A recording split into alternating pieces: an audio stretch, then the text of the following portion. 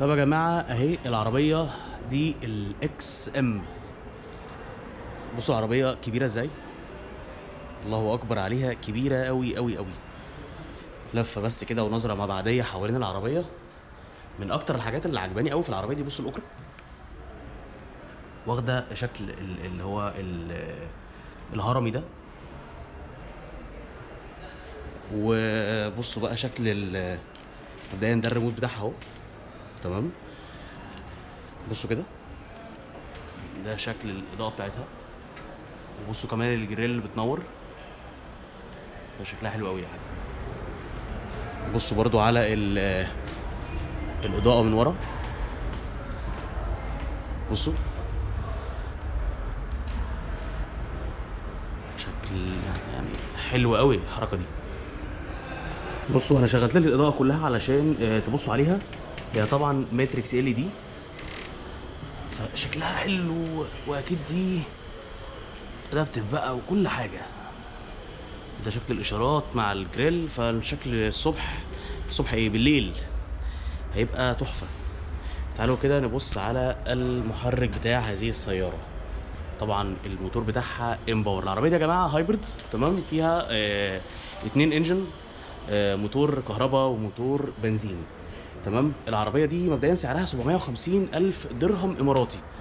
الموتور الكهرباء قوته 197 حصان، تمام، و 280 نيوتن متر. تمام، لكن الموتور البنزين بقى 4400 سي سي، وبيطلع 490 حصان و650 نيوتن متر. فاجمالي تقريبا الهورس باور بتاع العربيه دي تقريبا حسبه 600 حاجه و80 حصان في الرينج ده يعني.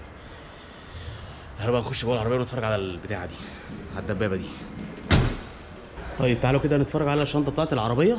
تمام، مفيهاش اي حاجه. تمام، هي مفيهاش اي حاجه، ادي بس الاضاءه من جوه.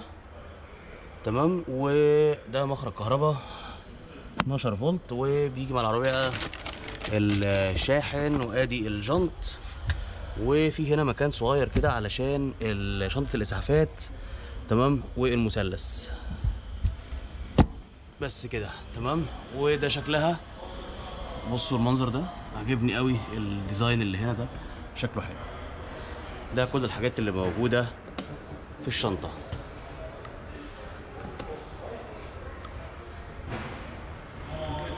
طيب تعالوا بقى كده نتفرج على العربيه من جوه. تمام، ونشوف بقى الماتيريال اللي فيها. ده شكل الباب بالماتيريال، في هنا حته امبيانت لايت صغير. تمام، وده المساج بتاع الكرسي. تمام، وهنا الميموري، ودي التحكمات بتاعه الباب، وده الشنطه، وهنا كمان التحكم علشان تفتح اللوك بتاع البنزين، بتاع تانك البنزين. تمام، وادي الماتيريال بتاعه الباب. هنا بقى في الامباور جميل، وده التحكم بتاع الكراسي. مبدئيا ده شكل الكرسي، بصوا في هنا اللوجو بتاع الاكس ام. تمام، وده مضاء وشكله حلو قوي، كرسي شكله حلو قوي. بصوا بقى التحكمات فيها شويه حاجات كده غريبه يعني. جميل، مبدئيا ده بتاع المقعده، وده بتاع الظهر. تمام، وكل واحد منهم فيه حته زياده. بصوا دي المقعده، تمام، لو دوست عليها الحته الصغيره دي، الزرار الصغير ده بتزود وتدخل الجزء ده. تمام، هنا بقى الظهر، بصوا الجزء اللي فوق من الظهر بيميل لقدام اهو، او بيرجع لورا. تمام، فالكرسي بيبقى مقسوم، الجزء اللي فوق ده بيطلع لقدام او بيرجع لورا، غير طبعا الظهر نفسه بيرجع لقدام او بيرجع لورا. وهنا ده القطنيه، تمام، تحركها في 4 اتجاهات. والجزء ده التحكم بتاع المنطقه دي. تمام، عايز تقفلها عليك او عايز تفتحها، يعني كده تقفل اهي، وكده انا بفتحها. ده بقى كده شكل التابلو بتاع العربيه. في تفاصيل كتير قوي، في ماتيريال كتير قوي. تمام، ده بلاستيك بس يعني شكله كويس. تمام، وهنا التطعيم بتاع الكربون فايبر، والامبيانت لايت، موضوع لونين. تمام، هنا دي الهيد اب ديسبلاي. فده شكل التابلو بتاع العربيه. طبعا الشاشتين، دي شاشه ودي شاشه. جميل. دي الطاره بتاعت العربيه. طبعا التحكم بتاعها كهرباء فوق وتحت ويمين وشمال. تمام. وده شكلها، عليها خياطه كده واخده لونين او 3 الوان كمان اهي، 3 الوان، ازرق بدرجتين والاحمر. فشكلا حلوه الطاره بتاعتها. وهنا دي فتحتين التكييف، وده الكونسول اللي في النص.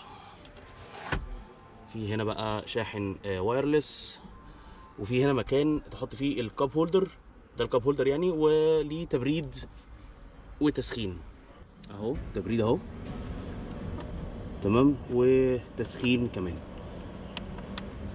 وفي هنا كمان امبيانت لايت على الحته دي والحته دي، غير الامبيانت لايت اللي موجود هنا. تمام. ودي التحكم بتاع طبعا الميديا والانتظار. ودي المنطقه اللي في النص، دي التحكمات بتاعه العربيه. وهنا في الجيب الصغير ده. لو جينا بقى للمنطقه الخلفيه، بصراحه شكل الباب ورا شكله شيك اكتر بصراحه. الخياطه اللي فيه مع الجلد المخرم ده شكله حلو. المسند الكبير قوي، مساحه التخزين الكبيره قوي قوي قوي، بصوا كبيره قوي قوي جوه العربيه. تمام. الامبيانت لايت اللي هنا، وكمان بصوا الامبيانت لايت اللي جوه ده، فده شكله حلو بقى. تمام. وده شكل الكرسي، والجميل في الكرسي اكتر المنطقه دي، فدي مريحه جدا. تمام. يعني بصوا الناحيه التانيه هنا، بصوا المنطقه دي تحسوا ان هي كلها كده ايه، حته واحده، فاللي قاعد كتفه وجنبه مش متضايق ومش زعلان، فقاعد مستريح. بلس بقى السقف، بصوا السقف ما بيتفتحش، لكن شكله حلو قوي، مع طبعا الاضاءه دي من اللون الازرق، فشكل السقف جميل بصراحه. بصوا بقى المنطقه اللي قدام، بصوا عامله ازاي، شكلها حلو قوي قوي. يعني اللي قاعد كده شايف المنطقه كلها، والشاشتين جايين عليه مع الكونسول اللي في النص، فلا المنظر من ورا برضه ليه وضع مختلف شويه. وتحت هنا بقى في التحكم بتاع التكييف. طبعا هنا في منطقتين برضو، بس المروحه هي اللي منطقه واحده بس. تمام. درجه الحراره بس هي اللي منطقتين. وده تسخين للكرسي اللي ورا بس. وفي تحت هنا مساحه فاضيه، وفي 2 يو اس بي تايب سي، والمخرج بتاع ال 12 فولت. بصوا بقى هنا كمان دي اضاءه تمام في البيبان من تحت. تعالوا بقى نتفرج على الشاشتين دول ونعرف فيهم ايه. طيب يا جماعه، ادي كده الشاشه وادي التابلو بالكامل. تمام. تعالوا بس كده ايه، ندي العربيه اول دوره. ادي منظرها، بصوا كميه الفلاش اللي هي الحاجات بتعمل فلاش دي. تمام. دي زي سنسورز بتشوفك تمام انت عامل ايه وانت سايق. بصوا، فمكانها هنا وفي فوق، وفي كمان على الجنب الشمال ده. تمام. فادي الشاشتين جنب بعض اهم، ده شكلهم. طبعا العربيه الشاشه يعني كانوا محتاجين يطوروها شويه. تمام. ده بقى التبريد والتسخين، ده التسخين بتاع الطاره، ده التبريد والتسخين بتاع والمساج. تمام. بتاع الكرسي الشمال، وده بتاع الكرسي اللي هو اللي جنب السواق. ماشي. في بقى هنا تمام التسخين ملناش دعوه بيه، والارم ريست كمان ليها تمام سخانات. طبعا ادي المنيو بتاعت الشاشه بتاعت العربيه، ده النافيجيشن. تمام. هنا الاندرويد اوتو والابل كار بلاي، ده الموبايل. وده هنا البي ام دبليو اي دي، ده علشان لما تشتري العربيه ان شاء الله باذن الله ربنا يوعدنا جميعا، تخش تعمل لك اي دي، يبقى بي ام دبليو اي دي. وكمان بتبقى على الموبايل، بتتحكم من الموبايل بتاعك في كل حاجه تخص العربيه. ده بقى خاص باللي هو ده هنا بتتحكم منه في الانتيريور لايت اللي هو الامبيانت لايت، والاضاءه بتاعه بتاع اللي فوق دي. تمام. وهنا بتتحكم في الهيد اب ديسبلاي. مبدئيا الهيد اب ديسبلاي انا مش عارف انتوا هتشوفوها ولا لا. لو جينا بقى نكمل مع الشاشه فهتلاقي هنا الدرايفنج سيتنج. فعندك هنا الدرايف اسيست، ده اللي هو بتاع اللان اسيست بقى، والباركينج تمام، والسبيد ليميتر والكلام الجميل السيفتي اللي احنا عارفينه ده تمام. وده يخص الشاسيه تمام، والموضوع الفور ويل والكلام ده كله، وانهي موتور اللي يشتغل كهرباء ولا البنزين الاول تمام. مبدئيا صوت العربيه دي عالي جدا، ان انا شغلته ورحت قافله بسرعه، الصوت بتاعها غبي قوي تمام. ده السيت اب بقى، عايز تعمل العربيه عامله ازاي، توفر ولا ما توفرش تمام. فهنا الشاسيه عايزه على الكومفورت ولا السبورت ولا سبورت بلس، والستيرنج والبريك، وده عايزه فور درايف ولا ايه الدنيا تمام. كده يعني. بصوا يا جماعه، زي ما قلت لكم دي الطاره بتاعتها تمام. عايز اوريكم في هنا الام 1 تمام، وفي هنا الام 2 ماشي. والمفروض ان انت ادي الام 2 اهي، المفروض تظهر على الشاشه دلوقتي. ادي الام 2 اهي ظهرت هنا تمام، والام 1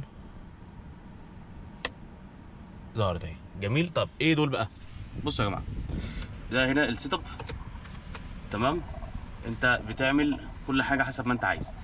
الفكره بقى ان هم عاملين عندك نظام الام 1 اهو والام 2 تمام. فانت بتختار بقى، يعني كانك عندك 2 اوبشن لكل ظبطه في العربيه تمام. عايز تظبط على الام 1 ولا الام 2، بدل ما تقعد كل شويه تظبط مود مختلف، لا انت بتظبط 2 مودز وبتخليهم، وبتختار بتعمل سويتش من البتاعه دي.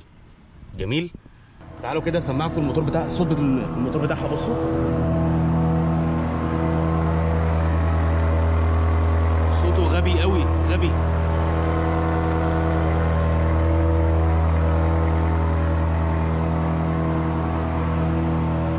في بقى زرار هنا تمام، ده بيغير من الصوت بتاع الاكزوست. بصوا بقى عامل ازاي، الصوت راح خالص.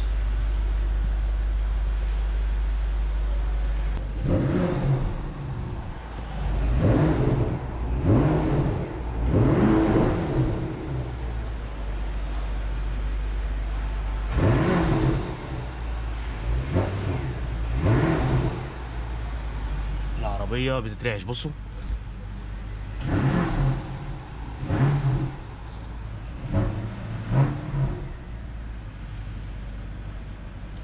هوريكم حاجة حلوة جدا لقيتها في العربية تمام. بصوا احنا جايبين العربية على البي، وده الستارت ستوب اهو.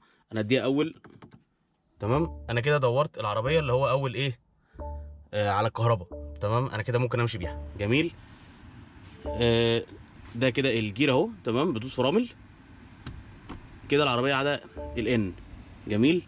نجيب بقى العربيه على الار، جت اهي على الار، وادي الشاشه تمام. وكده العربيه انا ممكن امشي بيها. جميل. كده انا جبتها على الدي. بصوا العربيه دارت، العربيه دارت اهي اهي. عشان ابطلها طبعا لازم ادوس على الزرار ده، وكده العربيه تكون بطلت.